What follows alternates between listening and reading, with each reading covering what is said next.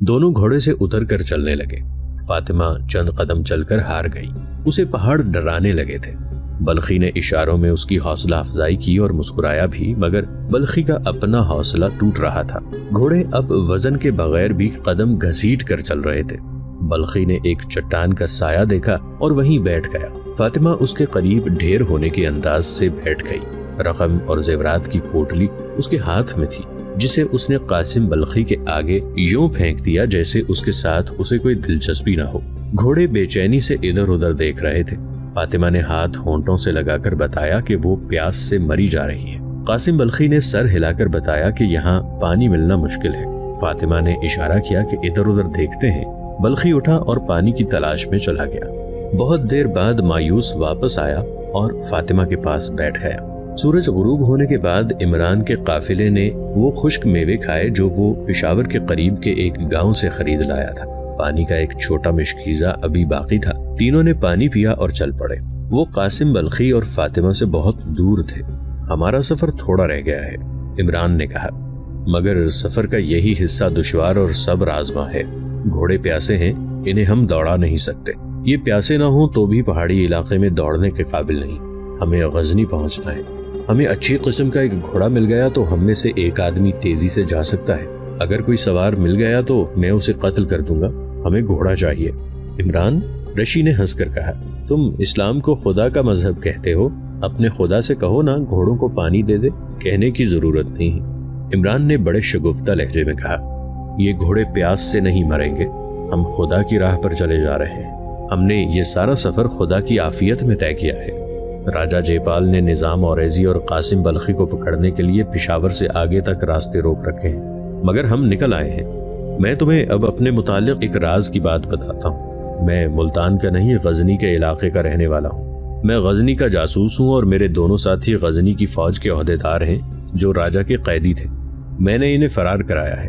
मैंने तुम्हें भी मौत के मुंह से निकाला है। चूंकि ये दोनों काम खुदा की खुशनुदी के लिए किए हैं, इसलिए खुदा ने मेरी मदद की है और वो दोनों गुनहगार हमें लूट कर भाग गए हैं। उनका अंजाम भयानक होगा। हमारे दिलों में अल्लाह की खुशनुदी रही तो ये पत्थर भी हमें पानी देंगे। और पत्थरों ने उन्हें पानी दिया। आधी रात गुजर गई थी। चांद ऊपर आ गया था। घोड़े अपनी चाल चले जा रहे थे। दाएं तरफ एक वादी रास्ते से आ मिलती थी। वहां जाकर दोनों घोड़े रुक गए। लगामे झटकने पर भी न चले। इमरान ने घोड़ों के मुंह देखे। दोनों घोड़े नथने फुला रहे थे और दोनों वादी की तरफ देखते थे। दोनों आहिस्ता से हिनहिनाए और वादी की तरफ चल पड़े। उतर आओ रशी। इमरान ने घोड़े के पहलू में जाकर रशी को अपनी बाहों में लेकर उतारा और कहा, उन्होंने पानी की मुश्क ले ली है। पानी कहीं करीब ही होगा। दूसरे घोड़े पर निजाम औरेजी सवार था। वो भी उतर आया। दोनों घोड़े वादी के अंदर दौड़ पड़े। कुदरत ने जानवरों को ये वस्फ अता कर रखा है कि पानी की बू दूर से सूंघ लेते हैं। बाज छोटे छोटे जानवर और परिंदे बारिश से बहुत पहले महसूस कर लेते हैं कि बारिश बरसेगी। इन दोनों घोड़ों ने पानी की मुश्क ले ली थी। इमरान ने पहले ही अपने साथियों को बता रखा था कि इस खुश्क पहाड़ी खित्ते में कहीं कहीं पानी मिल जाता है। घोड़े दौड़ते गए। इमरान भी अपने साथियों के साथ घोड़ों के पीछे गया। कुछ दूर अंदर जाकर घोड़े रुक गए। वहां पहाड़ का दामन एक वसी और बुलंद गार की तरह कटा हुआ था। चांदनी में वहां पानी साफ नजर आ रहा था। वहां शायद चश्मा था। घोड़े पानी पी रहे थे। पानी की वजह से वहां थोड़ी सी घास भी थी। घोड़े पानी पीकर घास खाने लगे। उनके सवार बैठ गए ताकि घोड़े सैर हो जाएं। उस वक्त कासिम बल्खी और फातिमा गजनी की समत जा रहे थे, मगर वो जा कहीं भी नहीं रहे थे। वो वादियों में भटक रहे थे। बल्खी गजनी के आम रास्ते पर जाते डरता था। उसे तवक्को थी कि पहाड़ियों के अंदर अंदर से वो लमगान में निकल जाएगा, मगर ये वादियां ऐसी थीं कि घूम फिर कर एक दूसरे में गुडमड हो जाती थी। घोड़े भी रह गए थे और ये दोनों इंसान भी थक हार गए थे। बल्खी ने घोड़ा रोक लिया और दोनों उतर आए। कासिम बल्खी लेट गया। उसे भूख और प्यास के साथ नींद भी परेशान कर रही थी। फातिमा उसके पहलू में इस तरह लेटी कि आधी उसके सीने पर गिरी। बल्खी ने उसे बाजुओं में दबोच लिया। फातिमा ने अपना आप उसके सुपुर्द कर दिया।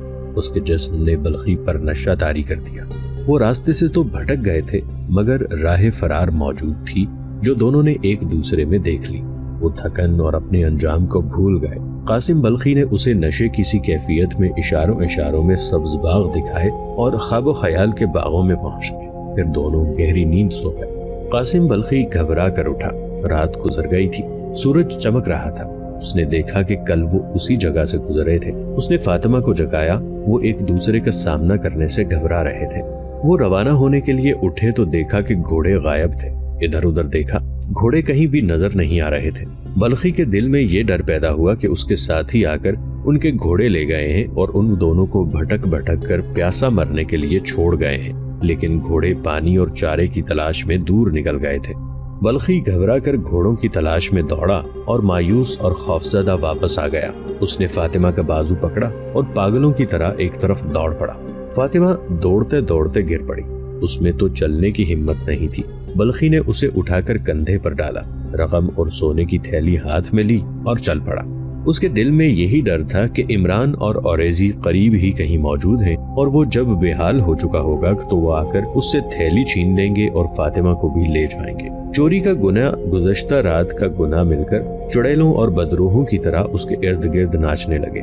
وہ بیٹھ گیا، فاطمہ کو کندھوں سے اتار کر اس طرح اپنے سینے سے لگا لیا اور بازوؤں میں دبوچ لیا جس طرح بچہ شریروں سے اپنا کھلونا چھپایا کرتا ہے۔ اس نے تھیلی اپنے نیچے رکھ لی۔ وہ عقل و ہوش کھو بیٹھا تھا۔ قاسم، اسے فاطمہ کی سرگوشی سنائی تھی۔ وہ ہوش میں آ گئی تھی۔ پانی، فاطمہ کا منہ کھل گیا تھا، زبان ہونٹوں پر آ گئی تھی۔ فاطمہ کو ہوش میں آتا دیکھ کر بلخی کی ذہنی حالت کچھ سنبھل گئی۔ اس نے فاطمہ کو اپنے سامنے بٹھا لیا اور اس کے کندھے پکڑ کر جھنجھوڑے۔ تم میری بات نہیں سمجھ سکو گی فاطمہ۔ قاسم بلخی نے اپنی زبان میں بولنا شروع کر دیا۔ ہم بلخ کے راستے سے نہیں، خدا کے راستے سے بھٹک گئے ہیں۔ اس راستے سے ہٹ جانے والوں کا یہی انجام ہوتا ہے۔ میں مرد میدان تھا، میدان جنگ میں ایسی ہی پہاڑیوں میں، برف باری میں، ریگستانوں میں لڑا ہوں۔ میں زخمی بھی ہوا تھا، میرے ساتھی بھی زخمی ہوئے تھے، بعض کے بازو کٹ گئے تھے، ٹانگیں بھی کٹ گئی تھی۔ ہم بھوکے بھی رہے، پیاسے بھی، ہمارے زخموں سے خون بہہ گیا، مگر ہم میں سے کوئی بھی اس طرح بے بس اور لاچار نہیں ہوا کرتا تھا۔ میرا خون اور پسینہ نکل جانے سے میرے جسم کی توانائی اس طرح ختم نہیں ہوا کرتی تھی۔ جانتی ہو کیوں؟ اس نے فاطمہ کو جھنجھوڑا مگر وہ اس کی زبان نہیں سمجھتی تھی۔ منہ اور آنکھیں کھولے اسے دیکھ رہی تھی۔ وہ اتنا سمجھ گئی تھی کہ جس خبرو جوان کو اس نے جذبات کی پیاس بجھانے والا چشمہ سمجھا تھا، وہ دماغی توازن کھو بیٹھا ہے، چشمہ سوکھ گیا ہے۔ میدان جنگ میں میرا جسم نہیں، میری روح لڑا کرتی تھی۔ بلخی نے کہا، میں چور نہیں تھا، میں جسمانی لذت کے لیے نہیں، روحانی کیف کے لیے لڑا کرتا تھا۔ اب ہم دونوں کو جسمانی پیاس اور سونے کی ہوس نے گمراہ کیا ہے۔ صرف 2-3 دن پیدل چلنے سے میرے جسم میں جان نہیں رہی۔ مجھے اپنے جسم سے بدبو آتی ہے، تمہارے جسم سے بھی بدبو آتی ہے۔ ہم گنہگار ہیں فاطمہ، گنہگاروں کی کوئی منزل نہیں ہوتی، گنہگاروں کا انجام ہوا کرتا ہے۔ وہ اس دنیا میں عیش کرتے اور اگلی دنیا میں جلتے ہیں، یا ہم جیسے اس دنیا میں جل جل کر مرتے ہیں۔ منزل میرے دوستوں کو ملے گی جو سیدھے راستے پر جا رہے ہیں۔ منزل اس ہندو لڑکی اور اس کے ہندو بھائی کو ملے گی جنہوں نے یہ راز پا لیا ہے کہ خدا پتھر اور مٹی کے نہیں ہوا کرتے۔ عمران نے انہیں خدائے وحدہ لا شریک دکھا دیا ہے۔ اب ہمیں مرنا ہے۔ اس کی آواز بلند ہوتی جا رہی تھی، لب و لہجہ اکھڑتا جا رہا تھا۔ فاطمہ نے گھبرا کر اس کے منہ پر ہاتھ رکھ دیا۔ وہ زار و قطار رو رہی تھی۔ ہوش میں آؤ قاسم، فاطمہ نے روتے ہوئے کہا، میں تمہارے سہارے آئی ہوں، مجھے معلوم نہیں کہ تم کیا کہہ رہی ہو۔ قاسم بلخی نے اپنی زبان میں کہا اور اٹھ کھڑا ہوا، کہنے لگا، آؤ شاید مرنے کے لیے اس سے کوئی بہتر جگہ مل جائے۔ عمران، نظام اوریزی اور رشی چلے جا رہے تھے۔ سفر کے 1.5-2 دن باقی رہ گئے تھے۔ اب راستہ نیچے اتر رہا تھا۔ ان کے گھوڑوں کو راستے میں ایک اور جگہ سے بھی پانی مل گیا تھا، مگر گھوڑوں کی رفتار تیز نہیں ہو سکتی تھی کیونکہ 2 آدمیوں کو ساتھ پیدل چلنا پڑتا تھا۔ دوسری وجہ یہ کہ گھوڑے پہاڑی علاقے میں زیادہ دور تک دوڑنے کے قابل نہیں تھے۔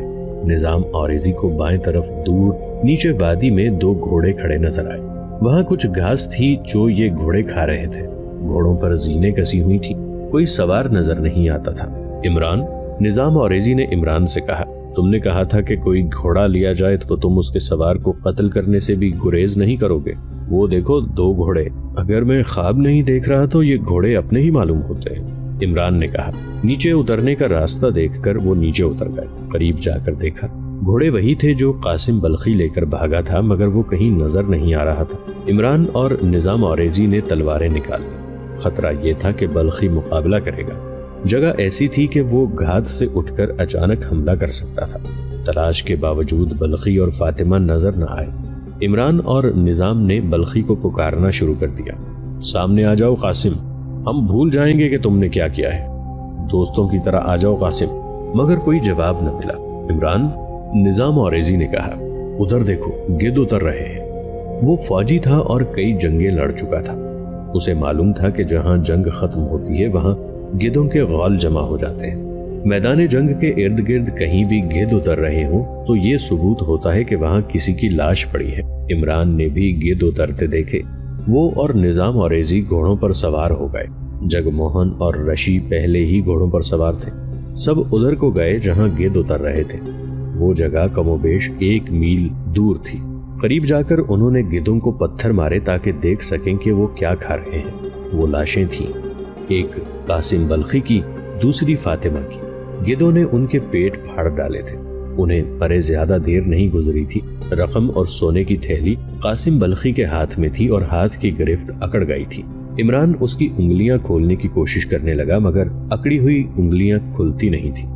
رہنے دو عمران، نظام اوریزی نے کہا، یہ خزانہ اسی کے پاس رہنے دو، اسی نے اس کی جان لی ہے۔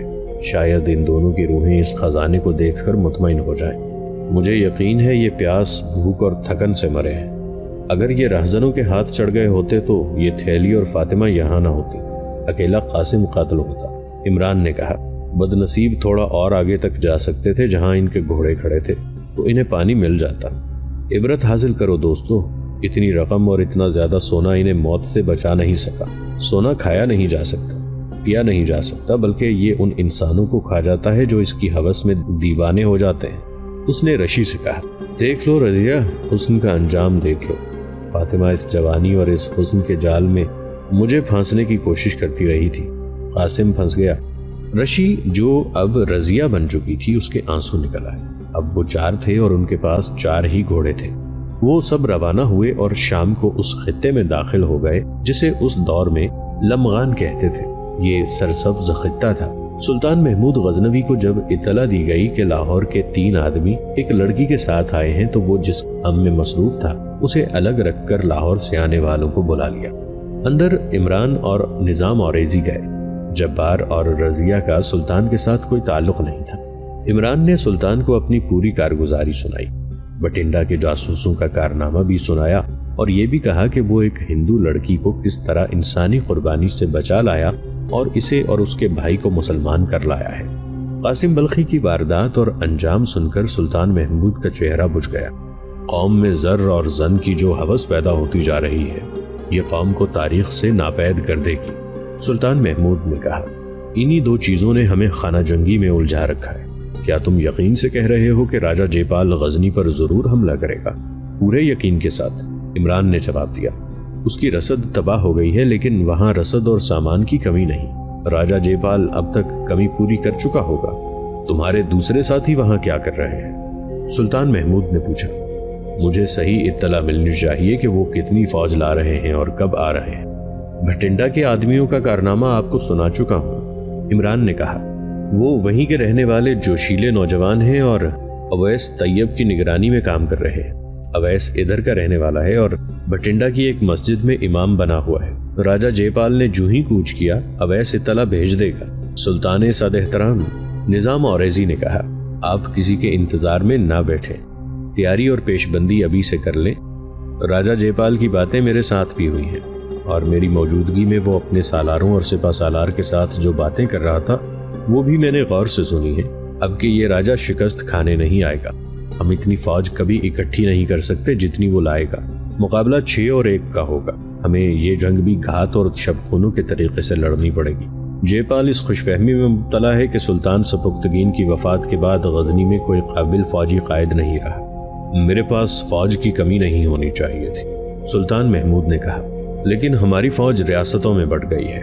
اسلامی فوج کے سالاروں میں بھی حکمران بننے کی ہوس پیدا ہو گئی ہے۔ وہ اب اسلام کا تحفظ کرنے کے قابل نہیں رہے۔ جب سالار سلطانی کے خواب دیکھنے لگتے ہیں تو ملک و قوم اپنی موت خود ہی مرنے لگتی ہے۔ سلطان محمود غزنوی بلخ اور خراسان کی سلطنت کے انتظامی امور سلجھانے اور انہیں بہتر طریقے سے چلانے میں مصروف تھا۔ اس کی توجہ فوج کی بھرتی اور ٹریننگ پر بھی مرکوز تھی۔ اس نے اسی وقت اپنے سپہ سالار اور دیگر سالاروں کو بلایا۔ فوج کی بالائی کمان اس کے اپنے ہاتھ تھی۔ یقین ہو چکا ہے کہ ہندوستان کے راجوں مہاراجوں کی مشترکہ فوج تیسرے حملے کے لیے آ رہی ہے۔ سلطان نے کہا، کمان پہلے کی طرح راجہ جے پال کی ہوگی۔ اس کی نفری کی تعداد کا علم نہیں ہو سکا۔ میرا خیال ہے کہ 1 لاکھ سے کم نہیں ہوگی۔ ہماری تعداد بہرحال کم ہوگی۔ لاہور میں ہمارے آدمیوں نے اس کی رسد اور سامان کا ذخیرہ جلا دیا ہے۔ اس سے اس کے کوچ میں تاخیر ہو گئی ہے۔ آپ اپنی بد نصیبی کو سمجھتے ہیں۔ آپ اپنی پوری فوج جنگ میں نہیں جھونک سکتے۔ آپ کو کچھ دستے غزنی اور دیگر جگہوں پر رکھنے ہوں گے، کیونکہ ہم جب دشمن کے خلاف لڑ رہے ہوں گے آپ کے بھائی آپ کی پیٹھ پر وار کریں گے۔ یہ ہمارے قومی جذبے کا بڑا ہی سخت امتحان ہے۔ آپ تصور کر سکتے ہیں کہ ہندوؤں کا حملہ کامیاب ہو گیا تو اس کا نتیجہ کیا ہوگا۔ آپ سلطنت غزنی کے نہیں، خانہ کعبہ کے پاسبان ہیں۔ مجھے میرے عالموں نے بتایا ہے کہ ہندو دعوے کرتے ہیں کہ ہندوستان کی سرحد دجلہ اور فرات سے بھی آگے ہے اور اس پر مسلمان قابض ہیں۔ ہندوؤں کو صرف حملہ آور قوم نہ سمجھنا، وہ اپنے ساتھ جغرافیائی دعوے اور باطل مذہب لا رہے ہیں۔ وہ اسلام کے فروغ کو روکنے کے لیے اسلام کے اعصابی مرکز پر وار کرنے آ رہے ہیں۔ آپ اپنی سلطنت یا اپنے گھروں کے تحفظ کے لیے نہیں، خدا کے گھر کے تحفظ کے لیے لڑیں گے۔ آپ کو ایک فائدہ یہ حاصل ہے کہ ہندوؤں کی فوج پر تمہاری دہشت طاری ہے۔ لاہور سے جو 2 آدمی آئے ہیں انہوں نے بتایا ہے کہ ہندوؤں کے پچھلے حملے سے جو فوج بچ کر واپس گئی تھی اس نے اپنے ملک جا کر خوب دہشت پھیلائی تھی۔ اس کا اثر نئی بھرتی پر بھی ہے۔ میں آپ کو دوسرا فائدہ یہ دینا چاہتا ہوں کہ آپ اپنی سلطنت سے دور دشمن کی ریاست کے قریب لڑیں اور میدان آپ کی مرضی اور آپ کی سہولت کا ہو۔ یہ میدان پشاور کے قریب ہوگا۔ ہم جیش گھات میں بٹھائیں گے۔ آپ کے پاس لمغان کے چند ایک قلعے ہیں، ہم انہیں دھوکے کے لیے استعمال کریں گے۔ راجہ جے پال ہاتھی بھی لائے گا۔ آپ جان چکے ہیں کہ ہاتھی جتنا خوفناک لگتا ہے اس میں اتنی ہی خوفناک کمزوریاں ہیں۔ ہم بھی ہاتھیوں کا دستہ استعمال کریں گے، لیکن یہ جوابی حملے میں استعمال ہوں گے جو ہم دشمن کے عقب سے کریں گے۔ یہ آخری اور فیصلہ کن حملہ ہوگا۔ طریقہ وہی اختیار کریں گے کہ آمنے سامنے کے تصادم سے بچیں۔ دشمن کے پہلوؤں پر حملے کریں اور پہلوؤں کو ہی نکل جائیں۔ دشمن کے دستوں کو اپنے پیچھے گھسیٹ کر گھات تک لائیں۔ دشمن کو کمزور نہ سمجھیں اور اب یہ ذہن میں رکھ لیں کہ خدا نے اگر آپ کو فتح دی اور دشمن پسپا ہوا تو پشاور تک اس کا تعاقب کیا جائے گا اور پشاور کو اپنے قبضے میں لیا جائے گا۔ میں آپ کو ابھی اس زمین کا نقشہ دکھاؤں گا۔ اس سے پہلے آپ دل میں یہ حقیقت اور یہ جذبہ نقش کر لیں کہ آپ خدا کے عظیم مذہب کی بقا کے لیے لڑ رہے ہیں۔ یہ حق اور باطل کی جنگ ہے۔ ہمارے رسول صلی اللہ علیہ وآلہ وسلم نے ان جنگوں کی ابتدا کی تھی۔ کہیں ایسا نہ ہو کہ ہم اپنے رسول مقبول صلی اللہ علیہ وآلہ وسلم کی روایت مقدسہ کو ختم کر ڈالیں اور ہماری روحیں آنے والی نسلوں کے آگے شرمسار ہوتی رہیں۔ ہمارا نعرہ ہوگا فتح یا موت۔ اس کے بعد سلطان محمود نے سب کے آگے نقشہ پھیلا کر جنگ کی تکنیکی ہدایات دینا شروع کر دی۔ انہیں گھات اور شبخون کی جنگیں بتائیں۔ آخر میں حکم دیا کہ کل صبح صادق کے وقت فوج کوچ کر جائے اور پشاور کی قریبی پہاڑیوں میں جا ٹھہرے گی۔ دستوں کو ہر وقت تیاری کی حالت میں رکھنا ہوگا۔ محمد قاسم فرشتہ گردیزی اور قطبی کی تحریروں کے مطابق سلطان محمود غزنوی نے اگست 1001 عیسوی شوال 391 ہجری میں غزنی سے کوچ کیا۔ اس کی فوج 10,000 منتخب سواروں کی تھی۔ 50 کے لگ بھگ جنگی ہاتھی تھے جو راجہ جے پال کی فوج سے اس کے پہلوؤں کے حملوں میں چھینے گئے تھے۔ پیادہ نفری بہت ہی کم تھی۔ سلطان کی مجبوری تھی کہ اسے پیادہ فوج اپنی سلطنت میں چھوڑنی پڑی تھی کیونکہ وہاں سلطانی کے ہوسکاروں کے حملے کا خطرہ تھا۔